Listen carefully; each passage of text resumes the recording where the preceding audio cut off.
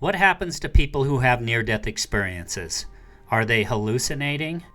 Those who have a near-death experience say it is very real. So why don't all people who die and come back have a near-death experience? Many people have also claimed to have out-of-body experiences where they are floating above their bodies on the operating table and have described things they seemingly could not have known while laying there lifeless. Some believe they've crossed over to the other side and come back. Are there similar accounts for those who claim to have crossed over? Many have experienced a tunnel and a light, along with having some sort of life review. Join me and Dr. Rajiv Parti, author of the book Dying to Wake Up, A Doctor's Voyage into the Afterlife and the Wisdom He Brought Back, as he recounts his near-death experience in 2010 and how it transformed his life. Well, greetings and welcome once again to Passion for the Paranormal, bringing a passion for the paranormal to you. I'm your host, Curry Stegan, and so wonderful to be back here once again. Having an amazing time doing this show, and just another great guest joining me tonight. And he is none other than Dr. Rajiv Parti. And Dr. Parti had a near-death experience back in 2010, an out-of-body and near-death experience. And it was transformative for his life. He actually walked away from a medical career after having his experience. And he's here to talk to me about it. And should be an amazing discussion. He's also author of the book Dying to Wake Up, A Doctor's Voyage into the Afterlife and the Wisdom He Brought Back. If you have not been over to the website, I encourage you to head over there at passion4theparanormal.com. You can catch up with past episodes on there. You can also access links to books from past guests I've had on the show, either books or documentaries, any of those things you can access on the website there. I really want to make the show as well interactive, and I know I mentioned this before, but if you have any kind of strange experience you'd like to share, whether it's a ghostly encounter, you lived in a haunted house, you had a unexplainable sighting that you think was a UFO, Bigfoot sighting, any of those sorts of things, any other strange encounters you want to share, feel free to go to the website and do that. Or you can email me at passion4theparanormal@gmail.com, and I'd be glad to hear your story. And I'm planning on, once I get enough of these stories, to share these stories on an upcoming episode. If you haven't been to the Facebook page, please visit us there too at facebook.com/passion4theparanormal. We're also on Twitter at twitter.com/passion4thepara. That's P-A-R-A. Make sure if you're on Facebook, you give us a like and follow us there, and follow us on Twitter as well. Okay, so as I mentioned before, it is free to listen to any episodes of Passion for the Paranormal, but it is not free to produce the show. I have created a Patreon page, and if you'd like to become a patron of the show, you can access the show. You can find a link there on the website or on the Facebook page. And if you decide to become a patron of the show, look for special offers coming soon for those who decide to financially support the show. One of the other ways you can support the show as well is if you go to the link on the website for products from past guests. If you decide to purchase a book, if you click on one of those direct links from the website, a very small part of that proceed will go to supporting the show, as we are Amazon affiliates. So if you do want to check out a book from a past guest, please make sure you go over there and use one of those links to access and purchase the book and support the show. All right. So without further ado, I'm going to go ahead and get into this discussion with Dr. Parti. I'm so excited to have him joining me on the show. I think this is going to be a great discussion, and really looking forward to hearing about his NDE. And I really hope you enjoy the show tonight, and thanks for tuning in. So my guest tonight is a former chief of anesthesiology at Bakersfield Heart Hospital and specialized in cardiac anesthesiology. After battling complications from prostate cancer, he suffered a life-threatening infection and was rushed to the emergency room at UCLA. And during that time, he experienced an out-of-body and life-changing near-death experience. In the weeks that followed, he gave up his career as a medical doctor and chose a new path in conscious-based healing. He is also a motivational speaker and has authored several books to include his 2016 book, Dying to Wake Up, A Doctor's Voyage into the Afterlife and the Wisdom He Brought Back. Joining me tonight to share his near-death experience is Dr. Rajiv Parti. Dr. Parti, thank you so much for joining me on the show tonight. Thank you. I'm very excited to be here. I think this is such an intriguing topic, and I think that there's so much to learn from this. I really think we all have so much to learn from this. But I know you talked about in your story that your life was quite a bit different before you had this near-death experience. And I'm just wondering if you can share with us what it was about your previous life that you felt was not working and why this changed your life so much. I came to America in 1982. I was an immigrant, and I had come from India. And I had come to America, and I had very high ideals to get education and go back and serve the poor and the needy. But when I came to America, the American dream, the materialism took over. And I did a residency in pediatrics, but I was not making enough money as a pediatrician, so I went back and did another residency in anesthesiology. Because pediatricians make half the money what anesthesiologists make for half that work.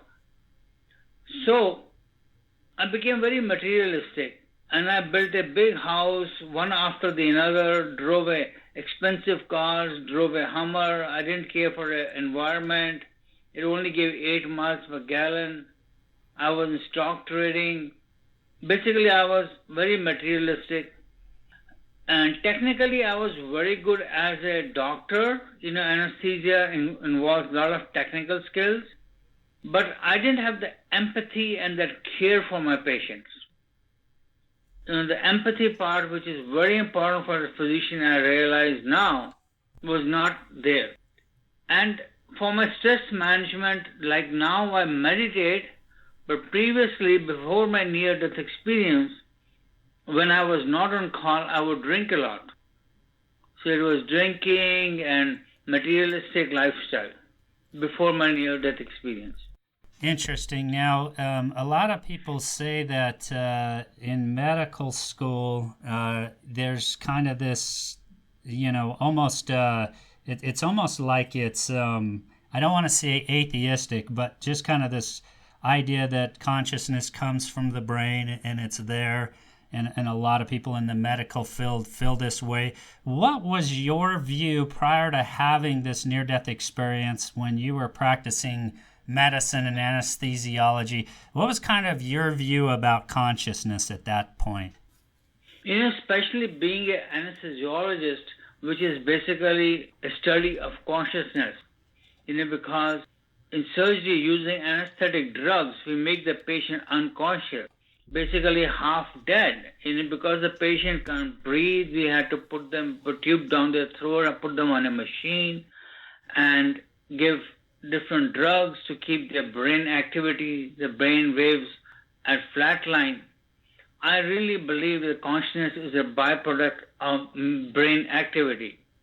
And we could measure the brain activity by using different gadgets.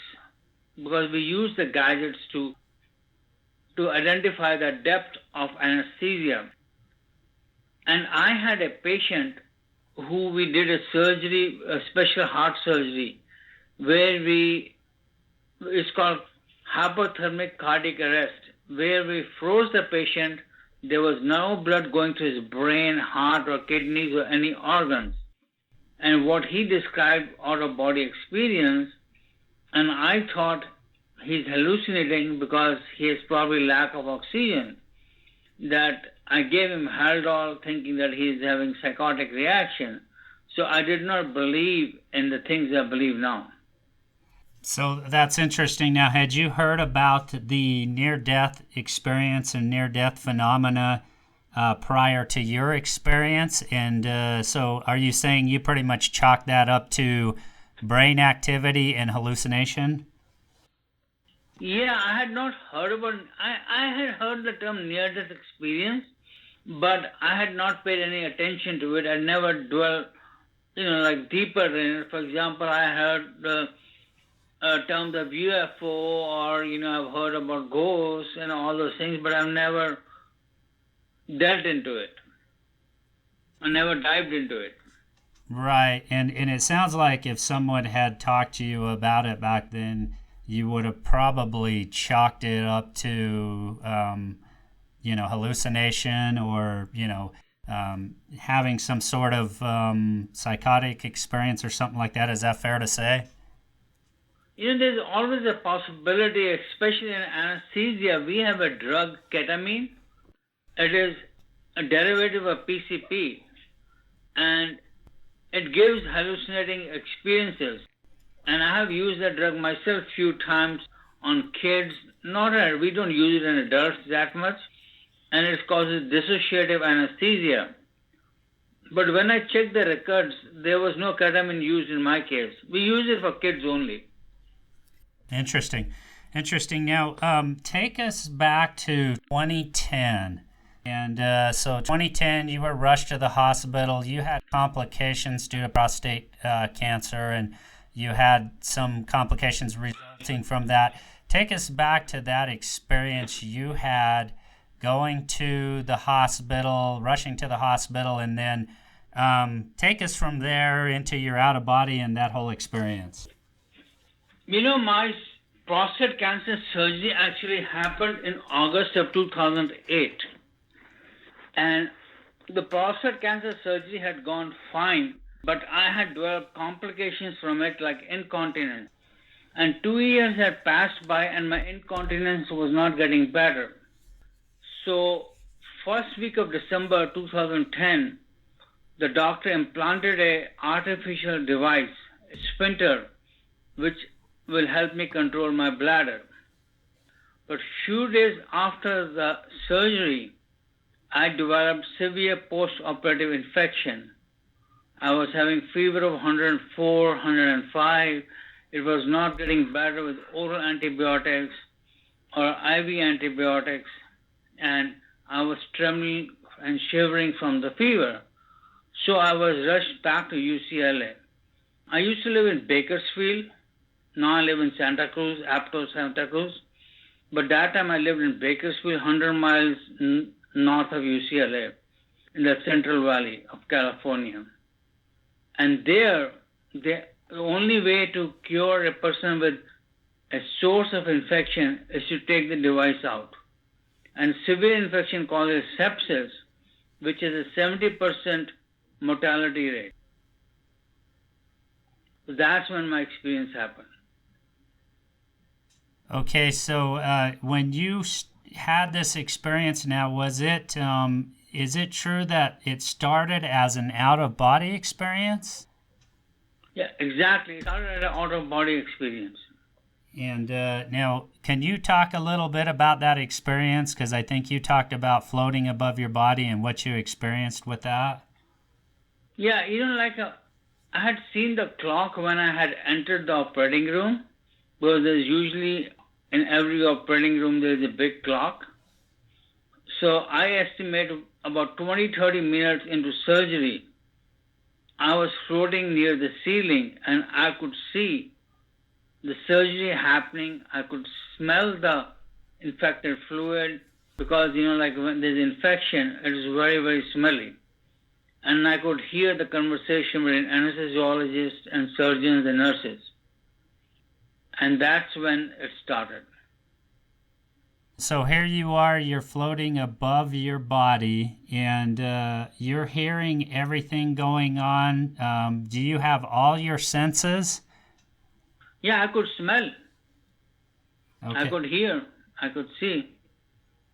And during this experience, was it, talk about the reality of it. I mean, was this as real or more real than actually physically being here in this realm? It was very real, and I was shocked, how could I remember the joke the anesthesiologist said?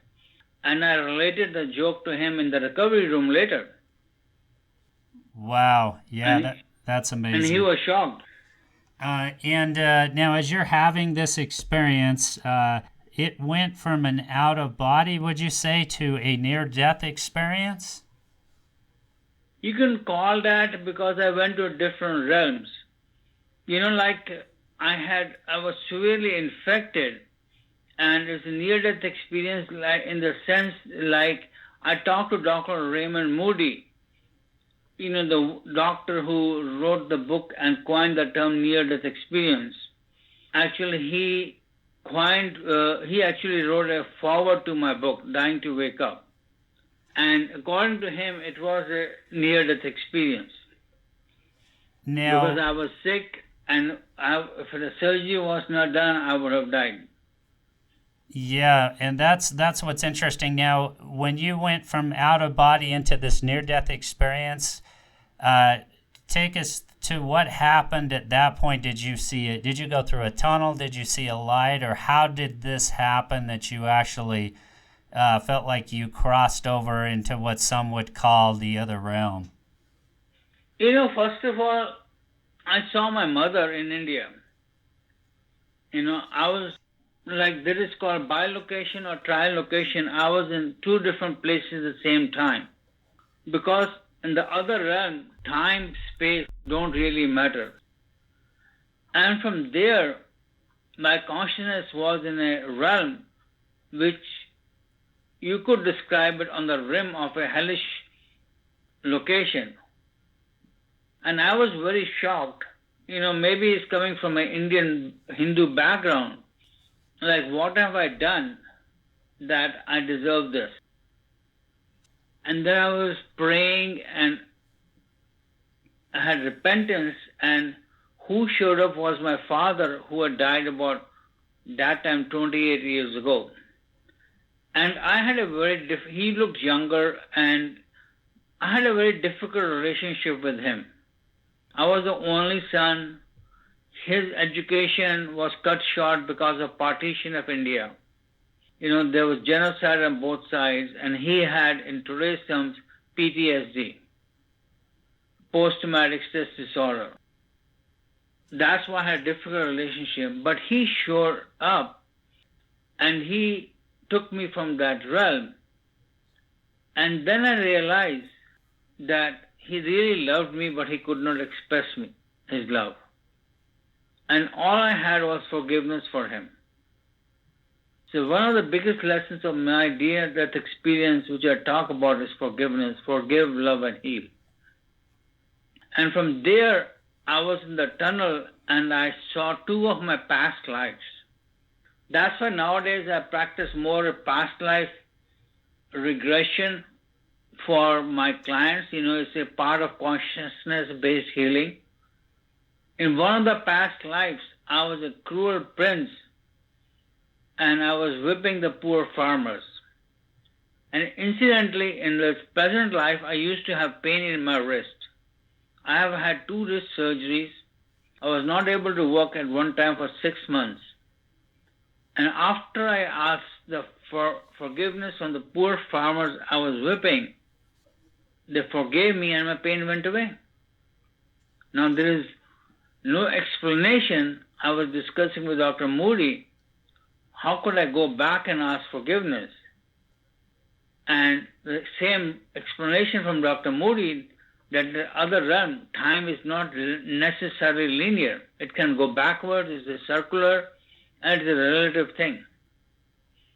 Yeah, and that's what I experienced in the tunnel. Right, and that's the interesting aspect to this, is I've heard that time and time again, is time kind of is only something we understand on this side. How long would you say, how much time transpired? You're on the operating table, and then here you're, they're, as I understand the procedure, they've got you, all the blood flowing out of your body. Are you clinically at some point actually dead or flatlining here, or are you just near the brink of death? I would say, near the brink of death. I was not flatlined. Okay, interesting. As far as I know, I was not flatlined. And then this concept of time, it just seemed to, did you have any, when you were in that other realm, did time just kind of seem like it stood still, or how did that happen? Yeah, time felt still, and it was very expansive and still at the same time. Like everything was happening simultaneously. And some people even say past, present, and future lives are happening at the same time in different dimensions. Yeah, interesting. And how much time would you say had transpired in the surgical procedure as you were having this out of body and what some may call a near death experience? I think the total procedure took hour and a half. And during this time, did it feel like you were away for a long period of time, or kind of help us understand time-wise how that felt for you, being on that other side? When I was on the other side, like after I went through the tunnel, I experienced two angels, Michael and Raphael. I knew they were angels, but I did not know their names or what qualities they have. And they introduced me, and Michael made sense to me like angel of strength, and Raphael, angel of healing, the patron saint for doctors. And when I told this to my wife, she was surprised and she asked me, how come we didn't see any Hindu gods? We have so many gods and goddesses. But I really had no explanation. And they helped me go over a meadows to a light, and it was like 1,000 suns at the same time. But it was not hurting the consciousness or the eyes. And then I was told that I'll be going back, but I'll be a different person. And after that, I woke up in the recovery room. So I had lost the concept of time. So, and I want to talk about this realm you experienced as you crossed over it first. Now, you said it was kind of this hellish realm. Help us understand what was going on and what made you feel like this was this hellish realm. Because in the hellish realm, I could hear the souls wailing. There was fire and a thunderstorm.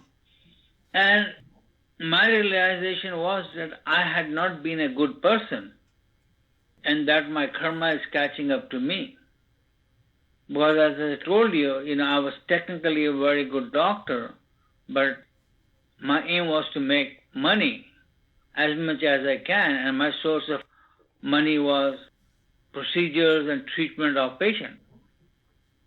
And I didn't have empathy, and my main focus was how can I get more money from this patient.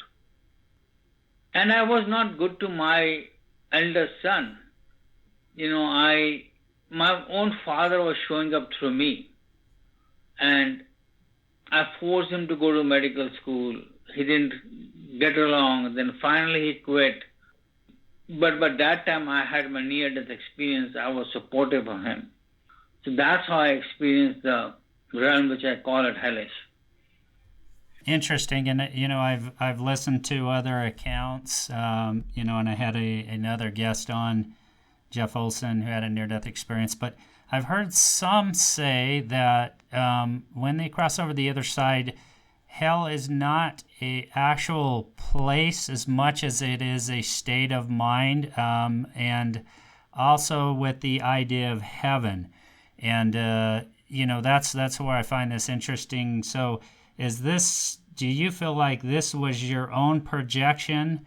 Your own judgment, because I've heard others say that sometimes the only judgment we get on that side is the judgment we place on ourselves. Or can you help me understand kind of how that happened for you? I believe hell is not a real physical location, but that's how I experienced it. And we are all here to learn the lessons. And ultimately, the divine, the God, is pure and loving from the ultimate perspective. But At the relative perspective at Earth, there is good and bad. There is good and evil. It's a duality. Right. So you experienced this now. The other interesting piece to this was your father. You met, you were rejoined with your father. Now, talk to me, because it sounds like before you had this experience, you kind of had lost your spiritual side. You talked about being, steeped in materialism and concerned about money and not really concerned about people. Where do you feel your father was with respect to this? Did he kind of have the same path as you before he passed on? And can explain, maybe help us understand that relationship. A very good question. Like my father, if you know Indian history a little bit, until 1947, India and Pakistan were one country. And Pakistan came into being to divide the India into Muslim and predominantly Hindu parts. And my family was stuck on the Pakistan side of the border. And the trains were massacred on both sides. If you were from a different religion, you were expected to die. My father came in a train from Pakistan to India, hiding among dead bodies. He was 18 years old, and his education was cut short.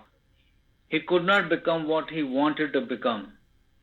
See, he was a very frustrated, angry man. So he took it out on me. He wanted to live his life through me. And he became very materialistic too. I remember he was trying to save every penny he could. Ultimately, he became a federal civil aviation officer, but he was a miser.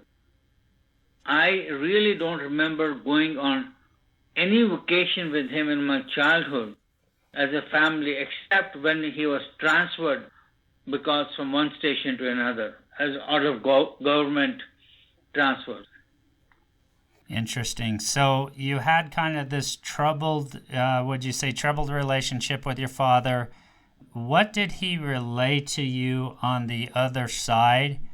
And, what did he share with you about maybe perhaps your life and what you needed to change? He said some words which he had told me when he died from a heart surgery in Fresno about that time 20 years ago. That time he had told me in Hindi, the Indian language, and the words literally or figuratively mean, my son, if you keep your consciousness clear, the divine will take care of you. The main thing is we have to be clear in our own heart. And if you're clear in your own heart, the universe will take care. Interesting. Now, did you actually see any other deceased relatives on the other side, or was it any other friends, or was it primarily just your father? Mainly my father. But I had a glimpse, I think, of my grandfather, but mainly my father. Interesting. So I want to talk about this life review, because that seems to be a common theme for near-death experiencers. Now, some have talked about this concept of spirit guides. You mentioned angels.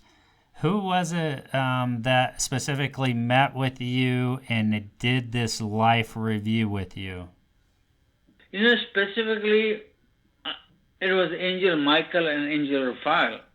And I didn't know except that there were angels, but I didn't know all different types of angels, all different names of angels. And all the communication was telepathic. There was no spoken words. Interesting. Now, were you going through this present life review, and were you seeing everything that's happened up to in your life up to that point, or how did that kind of transpire? When I was in the tunnel after my past lives, I did have a present life review, and it was a kind of 360-degree review in the sense that I could feel what the others were feeling with my actions, good or bad. If I was nice to somebody, what were they feeling? And if I was bad to somebody, if I didn't care for them, what were they feeling? It was a kind of reverse emotional thing. Hey everybody, I really hope you enjoy listening to the Passion for the Paranormal podcast, but did you know that you can actually get paid just for listening to this podcast? I know it sounds crazy, but it's true. I discovered this app called Podcoin, and it literally pays you to listen to podcasts. So here's how this thing works. You listen to podcasts and you earn Podcoin while you listen, and then you turn that Podcoin in for gift cards at places like Amazon or Starbucks, and if you're a good person like me, you could even donate that Podcoin to charity. And the more you listen, the more you earn.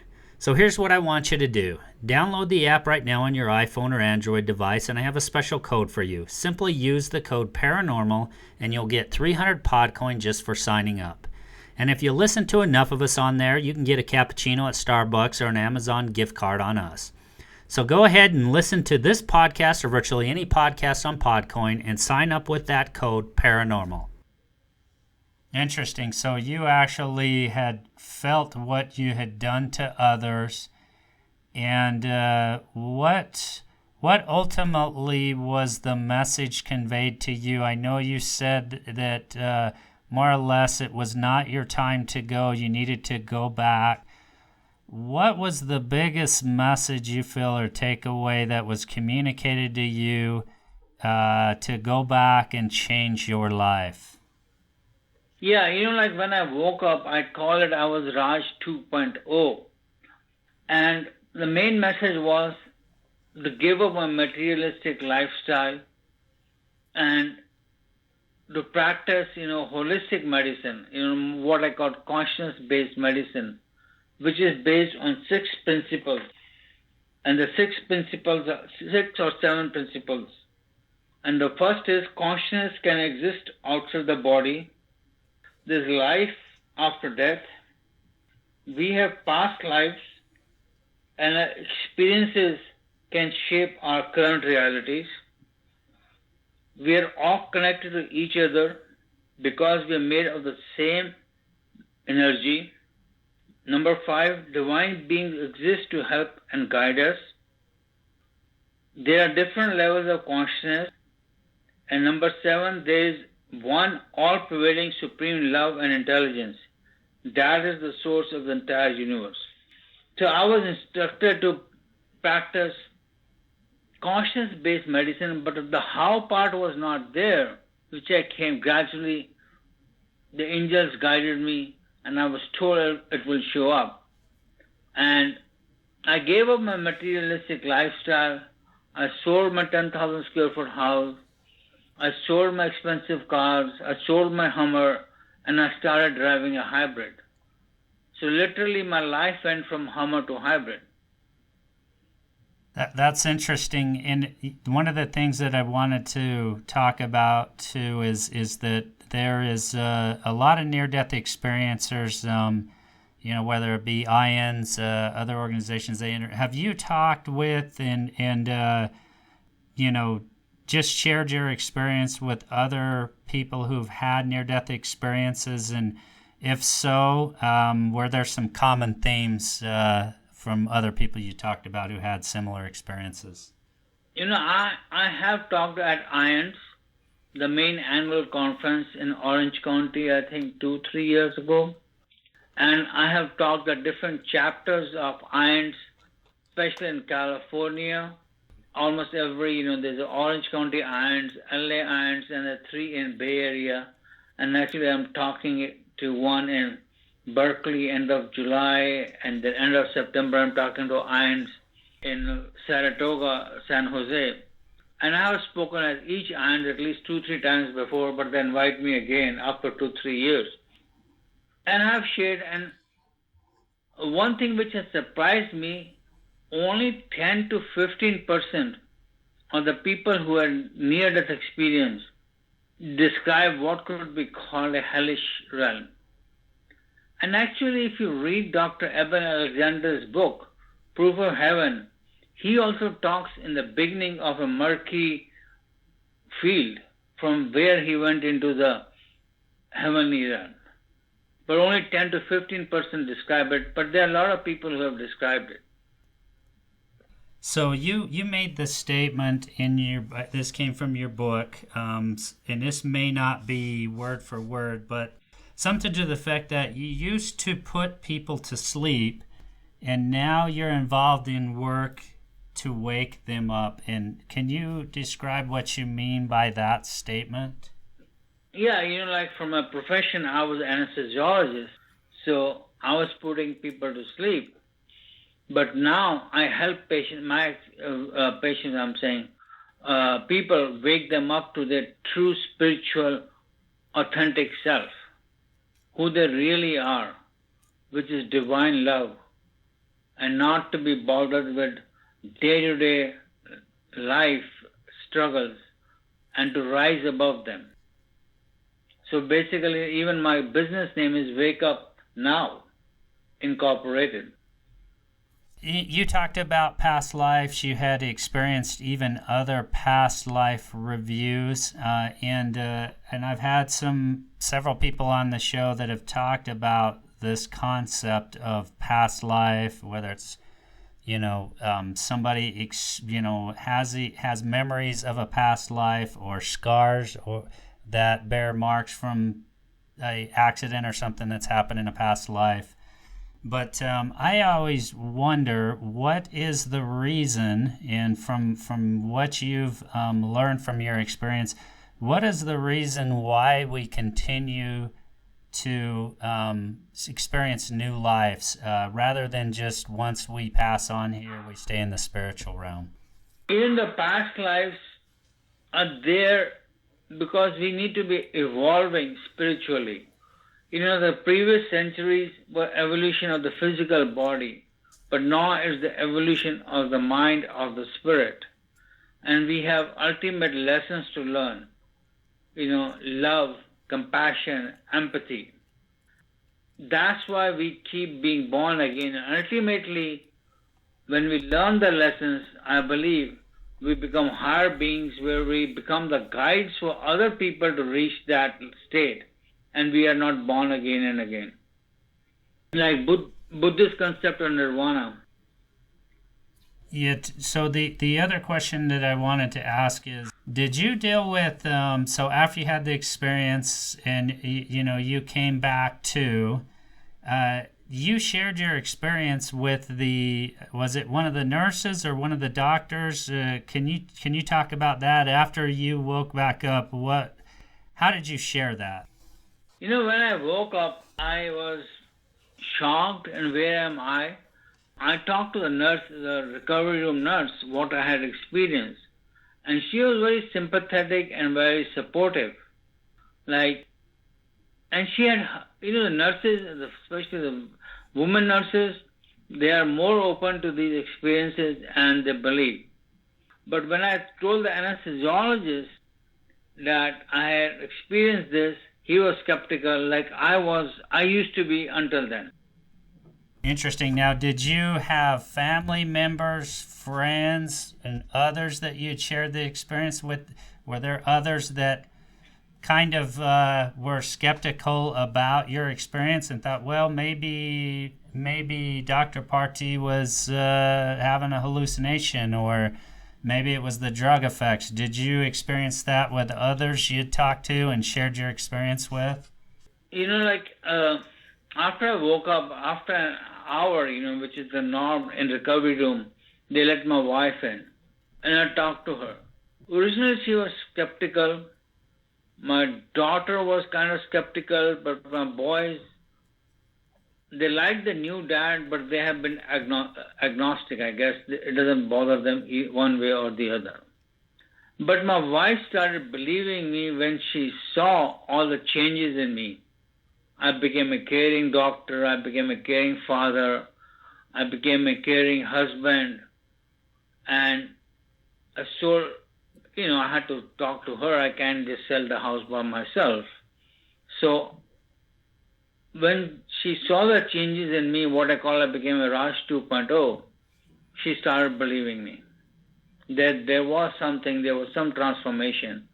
Because if it was pure hallucination, then the people don't transform.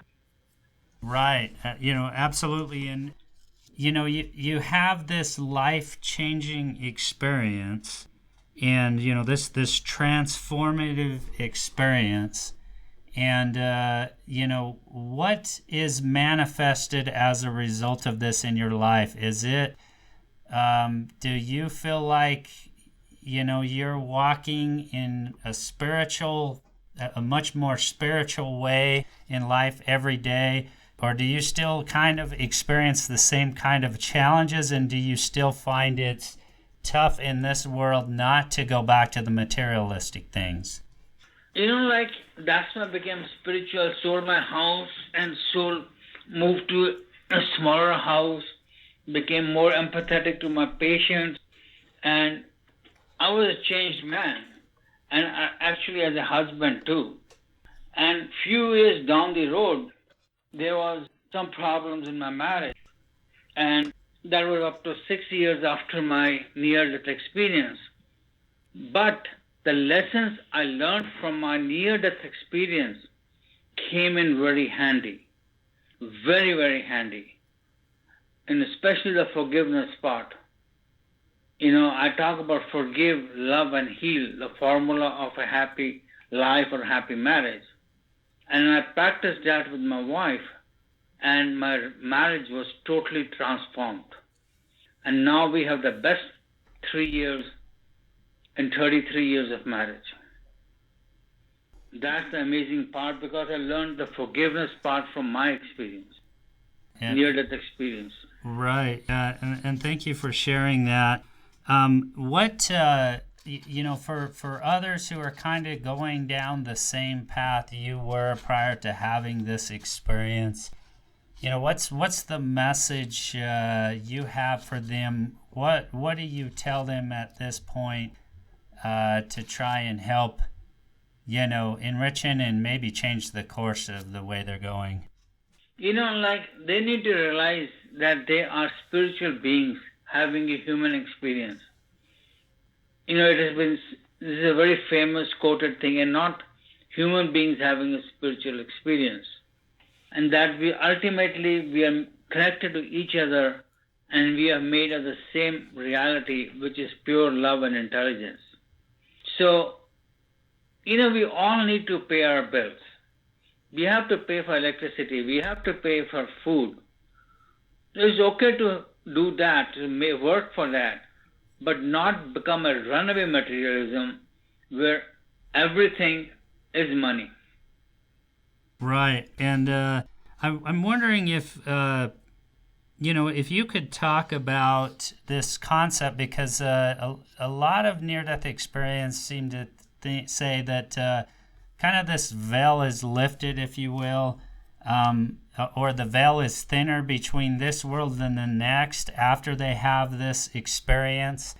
And I'm just wondering if that was the case for you, and do you still have unusual or spiritual experiences that are close to what you experienced on that surgery table? I became more spiritual, and I still communicate with the angels. And one more angel I communicate nowadays is Angel Gabriel. He's the angel of communication. I used to be very afraid of public speaking, and Angel Gabriel helped me with my speaking career, helped me get my book published. So I still continue to have spiritual experiences. And one of the experiences, as I describe in my book, I was in deep meditation. I had gone to a Buddhist camp in India, and I experienced what is called emptiness, shunyata, where everything disappears. All you're left with is zeroness. So I continue to have spiritual experiences, and that keeps me grounded. And as I was sharing before, I used to drink heavily for my stress management, and now I meditate twice a day and pray. Because we all have stresses in the modern life. You're always worried about your iPhone, emails, messages, Facebook. But now I limit them, and I pray and meditate. I talk about three things. meditation, prayer, and service. Service I talk about as a Sanskrit word seva, where you have care and you do it from your heart, serving others. Now you mentioned, and I think this was from the book Dying to Wake Up, you mentioned some afflictions, and two of them, and I'm missing the third one right now. I don't remember for sure what it was. I know that, addiction and depression, I think, were two of them. I don't remember what the third was, and you called these afflictions of the soul or something to that effect. And the third was, like me healing from my infection. And I think you called these afflictions of the soul or something to that effect. Can you kind of explain that? Yeah, addictions happen from emptiness in life, where one is trying to fulfill and there's not any fulfillment. And then people look for escapes or look to the outside to fulfill the inner need. And that's where the drugs, narcotics, cocaine, and all these things come in. So the key to that is fulfillment of the soul from inside, not from outside. And same thing holds for depression, because we're looking for something from outside to fulfill us. Right. And one of the other things that I wanted to talk about was, so when you had this near-death experience, now you talked about traveling through a tunnel. Did you feel like it was just automatic, or was it something where you chose to actually move into, I don't know, some people call it moving into the light, but was this a conscious kind of decision to do this, or did this kind of just happen automatically? In my case, it happened automatically. From the other side of the tunnels, the angels guided me towards the light. Yeah. That's interesting, yeah, because I've heard that, and I had another guest a while back that did some research on things like past life regression and near-death experiences and that sort of thing. And we had the discussion about the fact that there, from his research, it seems to be that there are, some people would call them ghosts, trapped souls, discarnates. From your perspective and your experiences, do you think that exists? And do you think there's, trapped souls who, decide not to cross over or move into that realm? Or have you had any experience with that? I didn't have a personal experience, but that's possible. Like some souls, when after they pass from the body, there is a time gap and they don't go to the higher realms and they could be trapped. But I don't have a personal experience. It didn't happen to me. Yeah, and that's kind of the interesting thing is there does seem to be some differences in the experiences from near-death experiencers. There seem to be some common experiences as well. The life review, Can you talk about this? I'm just wondering how you felt on that end. Did you feel judgment? Did you feel anything like that? Or did you feel, again, that came from you? I felt the pure love. As I was saying before, ultimate reality is pure love and intelligence. The pure unconditional love. But at the earthly realm, there is duality. There is good and bad. There is evil and divine. Like there's day and night. But ultimately, there's pure love. Right. Yeah. And and I believe the same thing too. And I think it's just that concept that when you're on that other side, that there's kind of this universal love and peace and that sort of feeling. And I've even heard some near-death experiences describe it as not wanting to come back once they step into that realm. But there seems to be some sort of, unfinished business they have to do back in this realm. Something that, for one of my guests, it was that his son, he was in an accident. A couple of his family members were killed. One of his sons survived, and he had to come back to do that. But do you feel like this was kind of divinely planned, and you had a purpose, and there was a reason this all happened? I think it was necessary for my spiritual growth, and I had to come back to demonstrate there is a different concept of life to be Raj 2.0 than a money-hungry, materialistic Raj 1.0. And now the big question is, so many people die and have a flat line, and they are revived. But not everybody has a near-death experience. And if my statistics are right, only 10% report near-death experience who were revived and had a flat line. And why is that there? I can't explain, and I don't think anybody can explain except that was the divine plan. Yeah, interesting. And do you, at this point, now that you've had this experience, do you have any reason to fear death? Yeah, I'm here, so I was trying to listen to you. Can you repeat it? Yeah, so the question was, at this, now that you've had this experience, is there any reason to fear death? No, I don't fear death. No, that is, then I became more spiritual, and I read even some of my old Indian or Hindu books, and one of the books we have in Hinduism is Gita. And I honestly believe that soul is described by Lord Krishna, something which cannot be dried, which cannot be cut, and the fire can touch it. And changing our bodies is like changing clothes. Yeah, and I've heard that expression before, that other near-death experiences said it was like, stepping in, going from one room to the other, and crossing over into that realm.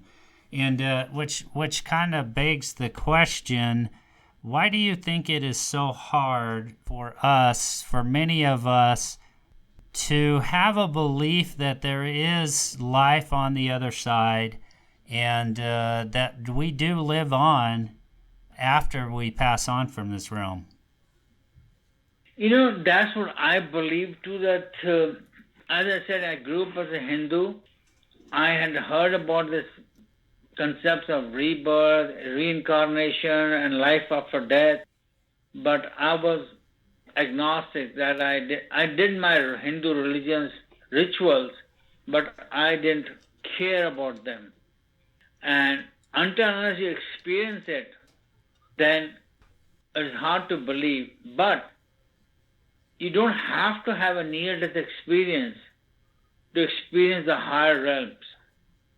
But deep meditation and spiritual practices, one can experience them. By sound technology, by deep meditation, like Buddhist monks, or even Dr. Eben Alexander now talks about the sound waves.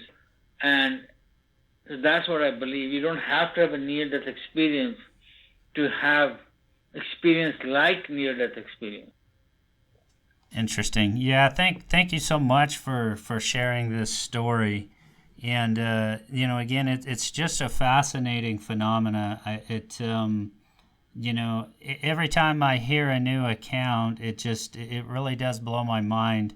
But I think for me, it really does give me some peace of mind that we do live on. Consciousness lives on outside of the brain, and I know there's a big debate with that, where some people really have a hard time believing that consciousness does exist outside the brain. That is correct. And for the listeners, where can people find your work? Now, I know you've done some other books on healing and stuff. Where do people go to find your work? My books is available on Amazon, and my website is Parti, PARTI.com or RajPartiMD.com. Okay, and now your books are available on Amazon.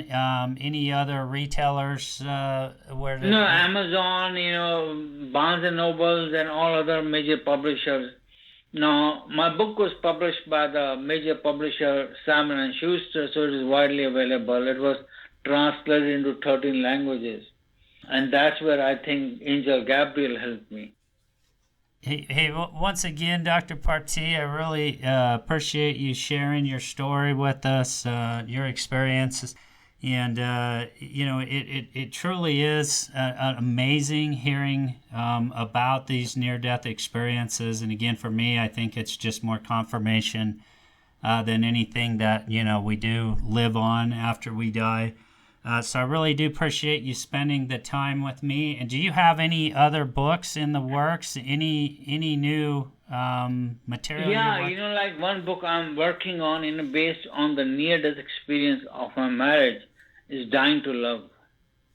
Okay, and so this is, do you have kind of a timeline when you expect that to be coming out? Maybe it will be out in a year or two, because that is a more practical book for relationships, and because we all most of us have relationships either with our parents, friends, or romantic relationships, and how we can help each other with that. That's what the basis is. And as I said, I had two near-death experiences, one of the physical body and one of my marriage. Yeah, interesting. Yeah, once again, thank you so much for hanging out with me, talking with me, Dr. Parti, and I appreciate you joining me, and you have a great night. You too, sir. It was my pleasure and honor. Thank you. Thank you. Okay, so that's going to about do it for tonight's show, and a big thanks to Dr. Parti for joining me to share his near-death experience. And Passion for the Paranormal is now available just about on any podcast app out there, whether it be Apple Podcasts, Spotify, Stitcher, Google Play, and we're now on iHeartRadio and Podcoin as well.